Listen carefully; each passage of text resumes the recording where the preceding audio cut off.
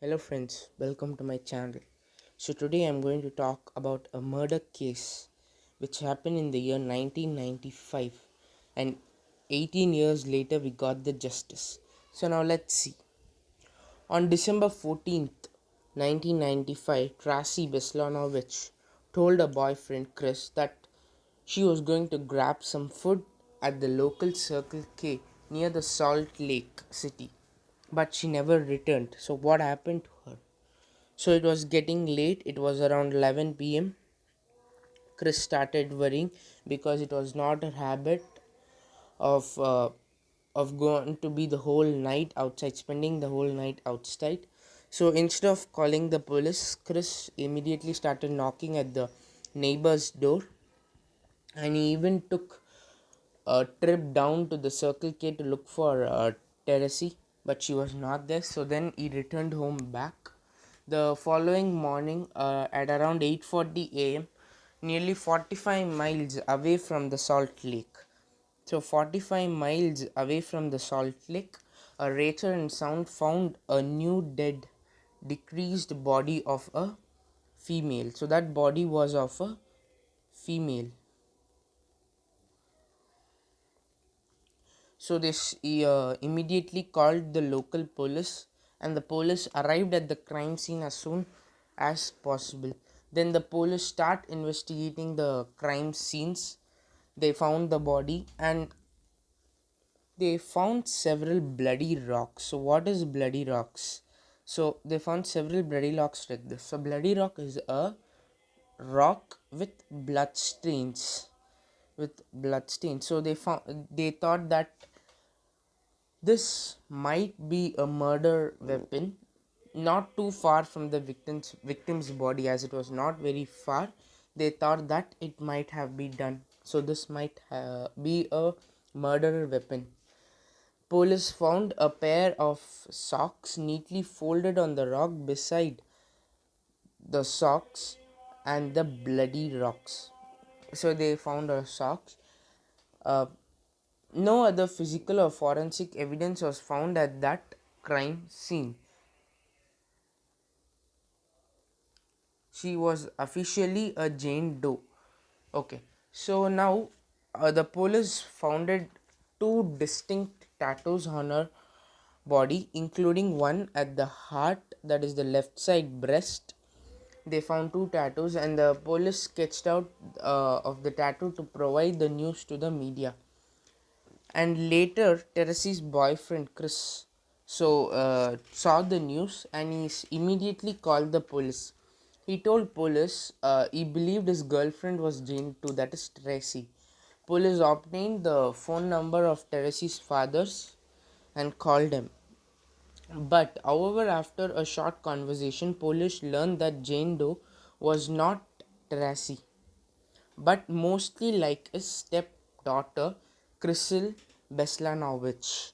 So this is Krystal Beslanowitch, who was murdered on December 14, 1995. So and his father also told that Krystal or Krystal. So Krystal Beslanowitch had a habit of taking the identity of Teresi, or of using her identity most often and most of the times. So what the police suspected that Krystal's boyfriend Chris was also lying. So Chris' name went to the top of the police suspect list. Then they believed that he was deliberately lying and not saying about Krystal's true identity. Then what must be lying about? So these are some of the assumption made by the police officers at that time, but there was no strong evidence, and Chris also lacked the motive of this for the murder of Krystal. Then we get to know that Krystal was the working woman with in relationship of Chris and Krystal. So she was the breadwinner of that house, and Chris financially dependent. So Chris was very financially dependent on her. She was financially dependent on her. So then police begin that okay, this might be the truth because he is also financially dependent on him. However, was he supposed to murder Krystal nearly 45 miles away? So they even thought that how was he able to murder someone 45 miles away, and they approved that he knocked the door at 11 a.m. So the time is not exactly matching if he did the murder. So then the police again comes to the first square. They have no ideas, no clues what is happening around. Then exactly 3 days later, so this is the crime scene. Exactly 3 days later, they get to know about a taxi driver who was infatuated with Krystal. So the name of the taxi driver was Herb Fry. He told people that if he can't have her, nobody can. Herbie Fry instantly became the suspect number 2. But there was zero forensic evidence either Chris or Herbie Fry would have done the murder of Krystal Beslanowitch.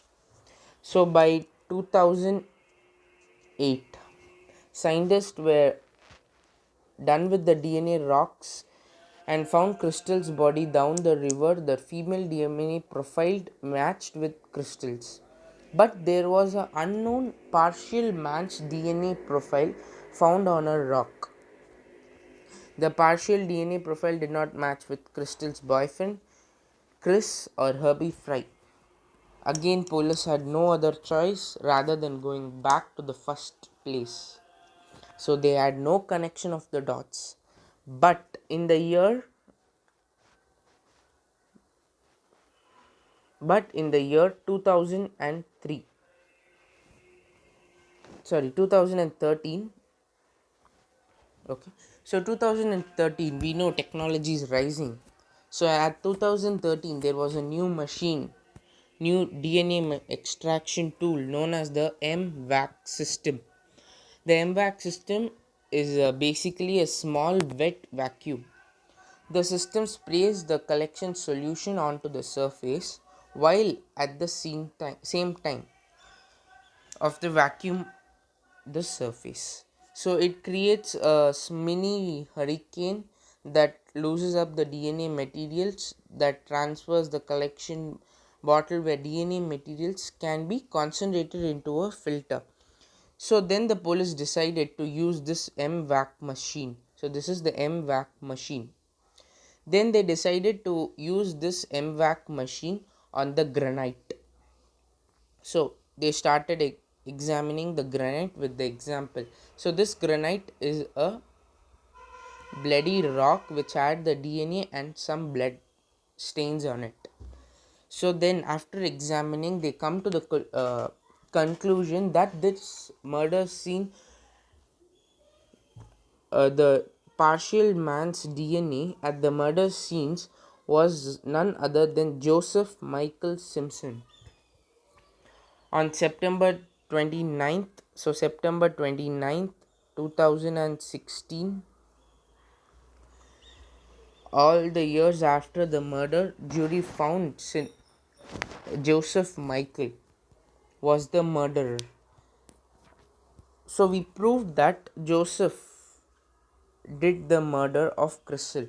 Why did he do? He never convicted why he did this. He never said the truth for what he did. But he is now in a jail. So the court had given him lifetime imprisonment.